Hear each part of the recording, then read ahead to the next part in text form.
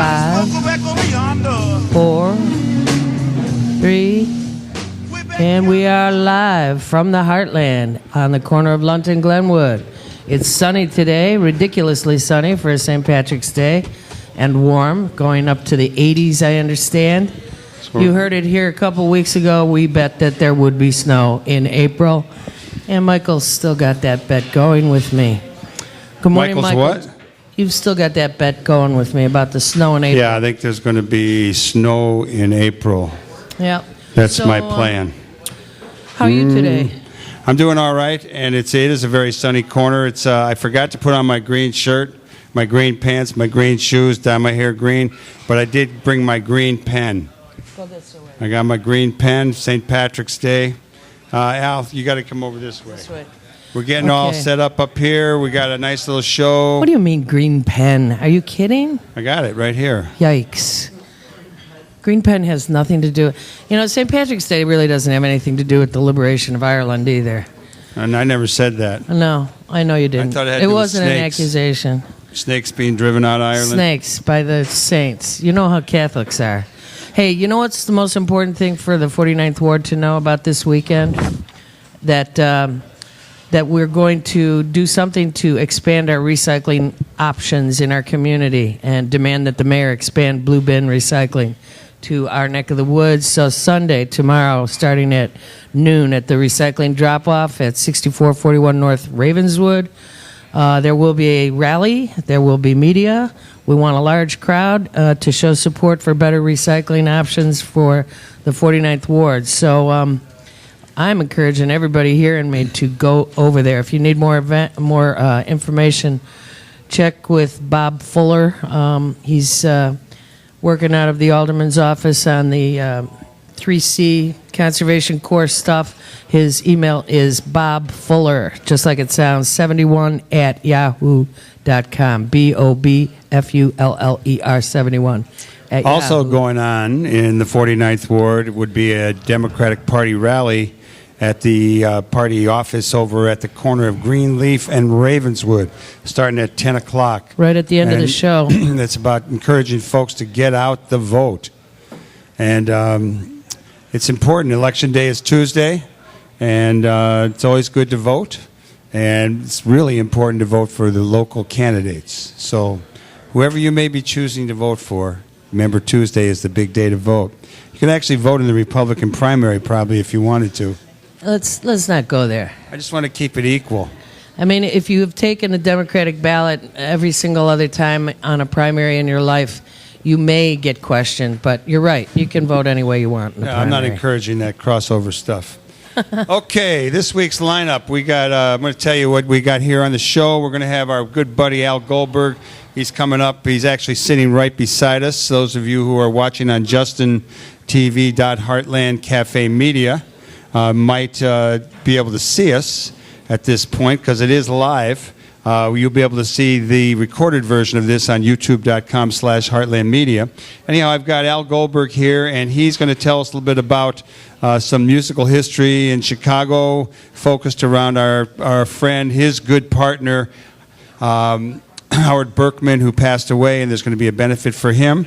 So get closer to the microphone. It's actually a memorial, right? It's a memorial. Yeah, and we're going to give, actually, Al brought a lot of CDs here, and I'm going to give them to Mary because I'm not sure what's happening downtown with our sound, but we can play it through a computer and put it next to a microphone, so it may not be the crystal clear sound that Al and Howard put out in the early days. Use the one Yama and the Karma Dusters, the red one. Okay, Al, good morning to you, Al. Get close to that microphone. Hey, how are you? Good morning. Well, that's good. We're good to have you here. Welcome back to the stage. Yeah, I've been up late.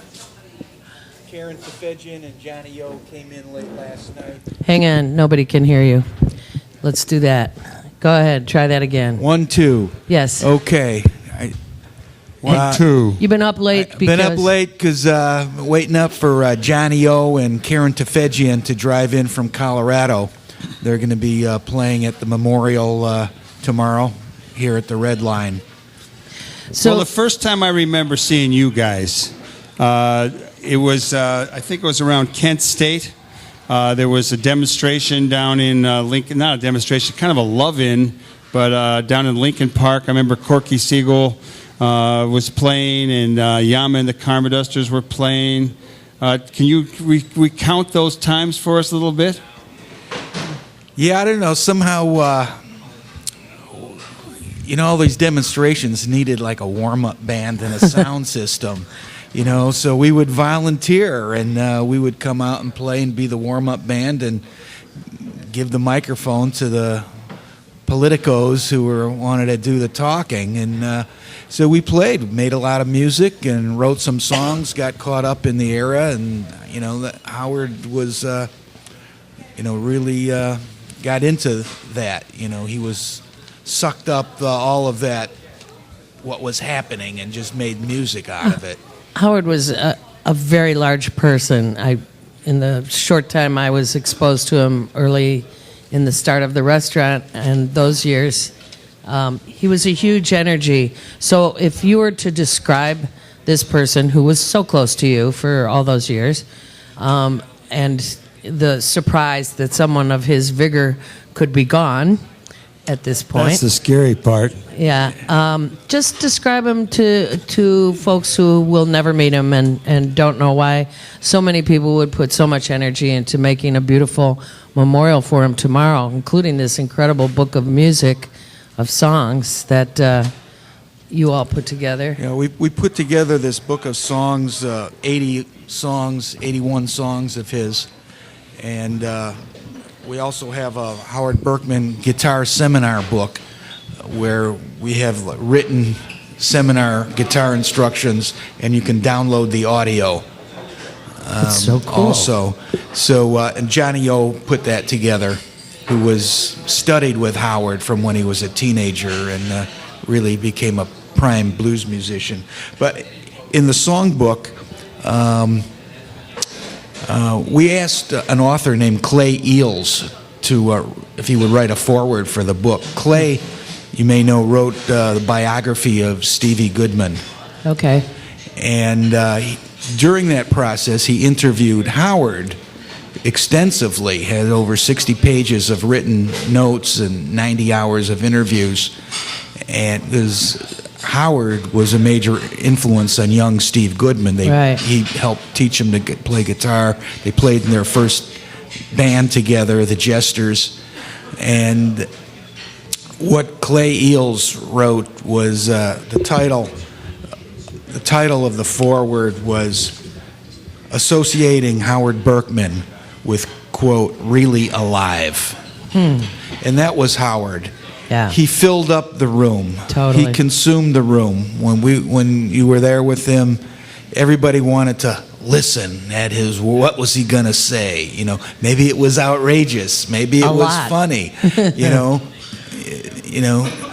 was outrageous. Will he play a song, sitting around the living room? Yeah, he was. I remember him at the No Exit. I actually, early this morning, I went to his website, howardberkman.com, I guess it is. Yes. And there's a lot of information for people who are music history buffs and want to get a little sense of what was going on. I'm going to read one little bit that I just found. He says, he's talking about Yama and the Karmadusters, and you were the drummer in that group. And he says, our music was unique, a mix of just about all styles around at that time in Chicago, and way political, social, ecological in content, sort of an anarcho-hippie.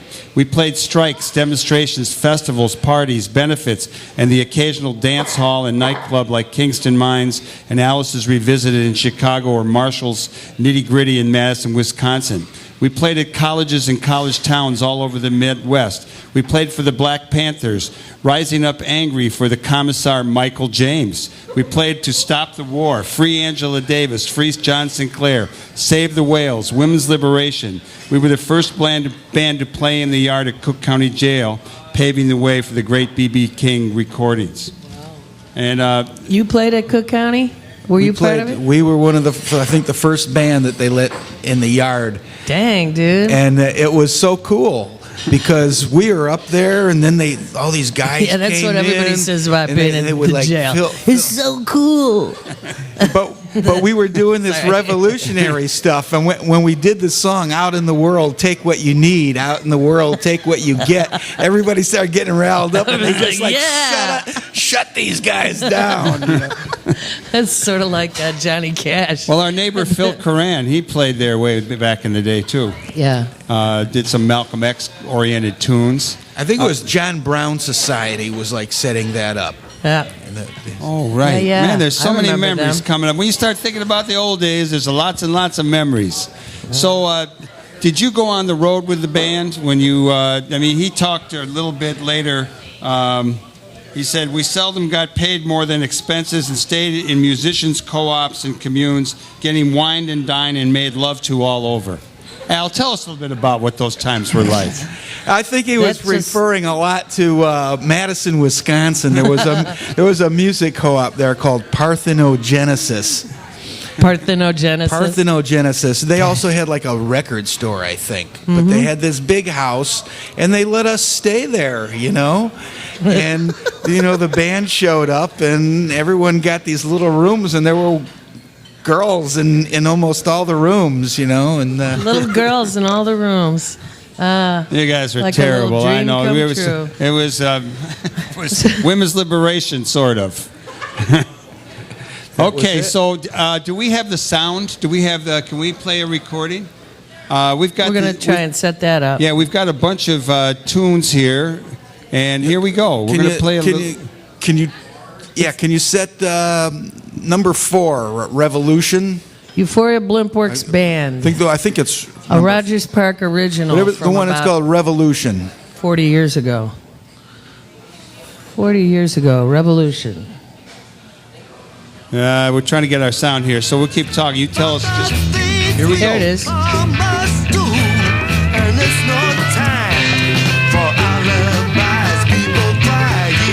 I remember this. Thinking about the revolution, wondering if there's I time. thought we were going to make the revolution back then. We're still working on it. It's a little delayed.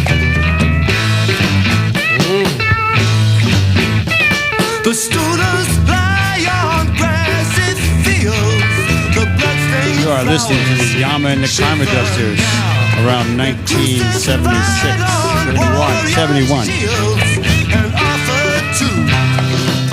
41 years ago. This was the Kent State song. This was the Kent State song. You know, tomorrow's memorial is going to bring a bunch of folks together. It'll be pretty wonderful to see some of these faces, and I won't know all of them because I wasn't there for a lot of it. But how do you feel? How do you feel the group is coming together? We've done a lot of wakes here in this building now. Oh man! And it's an honor. It's a total honor. As an Irish person, I know the value of a good wake. And to do this for Howard Berkman here in Chicago, to be the spot that is housing this is pretty special. So what do you expect, what do you hope for tomorrow? Well, we hope just to see a lot of old friends come by, some musicians. Maybe people will be playing some of Howard's tunes. Maybe people just be jamming on some blues. Yeah.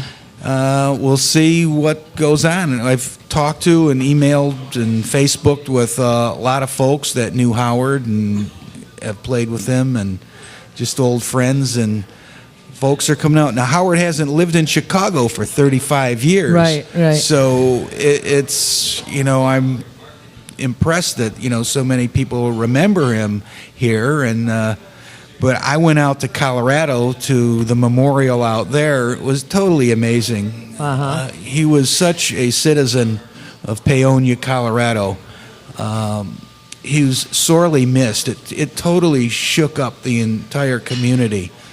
I mean, and people said, people die, but it's like people they don't get affected like with the loss of Howard. And Can you tell us? they have created a music scholarship fund in Howard's name. Terrific. So any of these CDs and songbooks that we sell, any of the profit and proceeds will be going to the Howard Berkman Musical Scholarship Fund in And what Paonia. did he pass from? Stomach cancer. Wow. And so did you know he had stomach cancer? No, I don't think anybody did. Yeah, it was quite a shock because, he was always a high-energy guy, full of energy, and he was quite a fellow. Can you tell us a little bit about, I first remember coming through this neighborhood when the No Exit was still a really prominent kind of folk music venue, and it was on the east corner of Glenwood and Lunt, across from the Heartland, on the other side of the tracks. Peter Steinberg ran it. Peter Steinberg ran it. Well, there were other people who had started, but he was there when we showed up. Yeah. Al, tell us a little bit about that, the neighborhood back then, because there were all kind of counterculture folks living in the neighborhood. There was lots of musical activity. The Euphoria Blimp Works had moved up here, and then Sonny, Gores and the other guys who did the sound stuff had been down in Lincoln Park, but they were over right next to the Democratic Party headquarters, or in that building on the corner of Ravenswood and Greenleaf. Right, that was our little a few memories from that time. Howard used to call this Sweet Rogers Park. Yeah. We're going to bring that back. I mean, this was like the safest neighborhood in the city, north of Devon Avenue. It was, Nobody knew we were here. We could walk down the street, and it was, at that time, it was kind of, it was transitioning. There was still, like, delis like Ashkenaz and Kmar's and Rocky's on Morris Avenue. There was still bakeries, yes. Davidson's Bakery. Davidson's. Clark Street was vibrant with men's stores and women's wear, and it was just Charles Variety. Was Charles, still yeah. on I mean, all these things. I mean, you could walk down the street, and there were a lot of young college-age baby boomers who were moving in to the neighborhood, into their first apartments. Yep. Like me one. Everyone else who's lived in Rogers Park was off in their first apartment. And it was just a great neighborhood. There were some music venues, Loyola, a lot of Loyola students, a lot of bands. Even better, a lot of Mundelein students. A lot of Mundelein students, oh yeah. And they had some demonstrations over in the park. I remember about the closing of the park. The anti-curfew demonstration in 1971 was the scariest moment in Sweet Rogers Park, with the lineup of cops in their riot gear on Sheridan Road and a bunch of little hippies on the beach going, "Oh, no, we didn't mean for you guys to come. We just wanted to stay out late." You're listening to Live from the Heartland on 88.7 FM, Chicago Sound Alliance, and we're talking with our friend, neighbor, and local historian as well, Al Goldberg. Now, the No Exit, you're asking about the No Exit. There was so much music out of the No Exit, with so many great folk musicians. It was endless. Played there, Art Theme, Jim Brewer. Tom Dundee. Yeah. Michael's looking to have another Tom Dundee Pat Hall gathering used to too. play there. Pat Hall, God rest his soul. God, we're getting a little morose, aren't we? Brian Gill's coming in town, and Brian Gill helped write the songbook. He helped transcribe the lyrics and the chords for us. It's going to be a great day tomorrow. It'll be great, but I got to say, I was always disappointed when people left Chicago for places which were pretty much white then Colorado, and that some of the people from Yama and the Karma Dusters disappeared from the city at a time when. I know you guys. I think they were probably looking for greener pastures, so to speak. I just St. Patrick's Day, and but Howard did come back. He played once in a while when he came back to town. You only seem to play at these memorials. Do you ever think about pulling together? I don't have a point yet. Do you have any sense of the possibility of getting you to pull some of these folks together, and we'll do a kind of a Yama and the Karma Dusters memorial or not a memorial, but a reunion with everyone but Howard? Or how many other people are still around from that band? Jerry Field is still in town. To the question I've ever heard. But go ahead. Yeah, I don't think we're ever going to do that. We'll see who comes together this way. But we got a little video for the memorial from Vince Black, who's a bass player, guitar player out in San Francisco, and he just sent in Howard, you gave me my start when I was 19, let me play with the Karma Dusters. He was a young black musician, and he's gone on to be a world traveler musician, playing with top reggae bands all around the world. And he says, Howard, you were a revolutionary in not just your music, but in your life. Al, do you... What time does it start tomorrow? 1 o'clock. Okay, and it goes till when? 5. Any idea why Yam and the Karma Dusters, the album didn't take off? Did you self-produced it? And I know you've sold a lot of them in Europe and Japan in later years, but this morning I was looking into some history of you all, as well as a band called Wilderness Road, they did hit it big for a couple albums. But then everybody kind of dropped from the scene and pursued other stuff. I think it was the rooms with the little girls in it. Well, Howard writes about it in some of the stuff on his website. In those days, Howard was this vision of the artist and the being real, and and we did these political stuff. It was an independent release. Who's going to put music like that on the radio? Yeah, that's true. We had totally. You were Everybody from the today, sewers. You were in before your hindsight, time. people write that this was the Dylan album that you always wanted to have but never got. There you go. You were before your time. Stuff that they write on the internet about this record is amazing. It was bootlegged. Someone stole it and put it out in London. And finally, Lion.